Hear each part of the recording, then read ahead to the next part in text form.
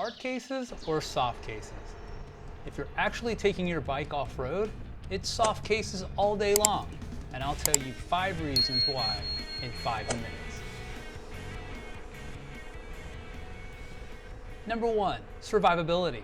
If you're actually riding your adventure bike in the world for which it was intended, you're going to eventually drop your bike. You're going to bang up your hard cases. I would also argue that a banged up hard case is a badge of honor, especially when it's sitting in the beautiful morning glow of the Starbucks parking lot. And if we learn anything from the fable of the tree and the reed, the less rigid tend to survive when great forces are applied to them. Would you do this to your hard case? You probably wouldn't do it to your soft case either, but you can. And when you take hits to a soft case like this, out on the trail or from dropping it, nothing happens to the bag. It gives and absorbs some impact. A hard case will take the hit, get bent, and lose its structural integrity, and perhaps not as bad, its potential to seal for water tightness. You drop it enough and the case is worthless, and you are out around $500, heck, or more to replace it. Number 2, portability. You can take your soft cases and easily bring them to your hotel or tent. Hell, you could use your soft case, if you really needed to, as a pillow.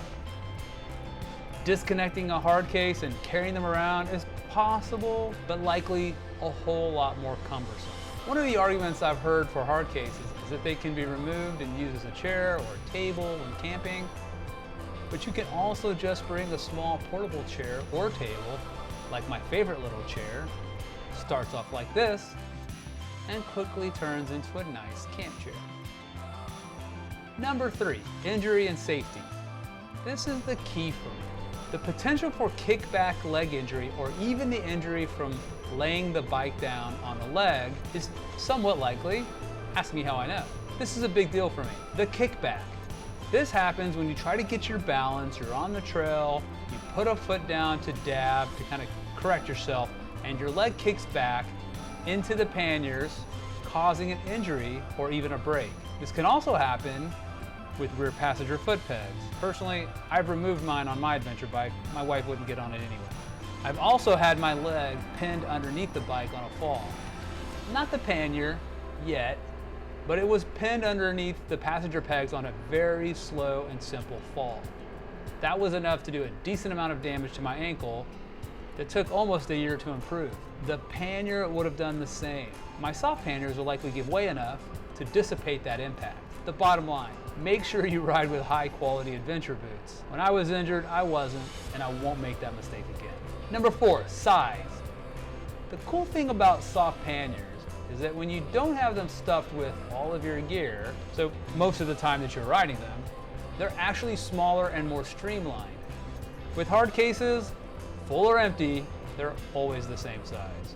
Number 5, this is the biggest argument folks make for hard cases. Security, or the ability to lock them so you can slow down a would-be thief. This seems to be the selling point for hard cases for the most part. That, and perhaps a place to put all your stickers. I haven't really understood this argument.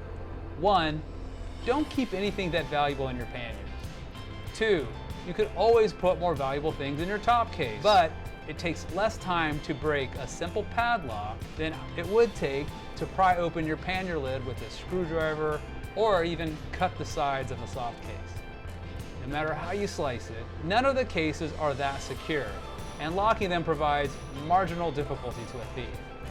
Best thing is not to secure anything worth securing in a pannier, and not to leave them, even if you have to put something secure in them, unattended for very long with those valuables in them. And the bonus, let's really face it, the soft panniers, they just look cooler.